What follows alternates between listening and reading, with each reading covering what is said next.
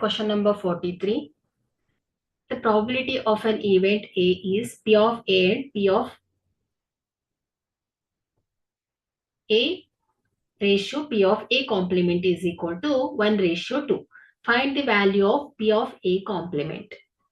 So here the sum of the probability of an event P of A and probability of its complement is always equal to 1.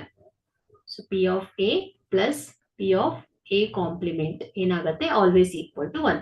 So ಇಲ್ಲಿ ಇವುಗಳ ಅನುಪಾತವನ್ನ ಕೊಟ್ಟಿದ್ದಾರೆ. P of A 1, P of A complement 2 ಅಲ್ವಾ? So 1x 2x ಅಂತ ಇಟ್ಕೊಂಡ್ರೆ so ಇದರ some ಏನಾಗ್ತಾ ಇದೆ 1x plus 2x is equal to 1. So this is equal to ಏನಾಗುತ್ತೆ 3x is equal to 1 ಆಗುತ್ತೆ.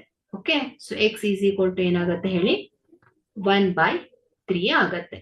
ಸೊ ಈಗ ನಾವು x ನ ಸಬ್ಸ್ಟಿಟ್ಯೂಟ್ ಮಾಡಿದ್ರೆ P of A ಏನಾಗುತ್ತೆ ಹೇಳಿ 1 into 1/3 is equal to 1/3 ಆಗುತ್ತೆ. So P of A complement ಏನಾಗುತ್ತೆ ಹೇಳಿ 2x ಅಲ್ವಾ? So 2 into 1/3 is equal to ಏನಾಗುತ್ತೆ 2/3 ಆಗುತ್ತೆ.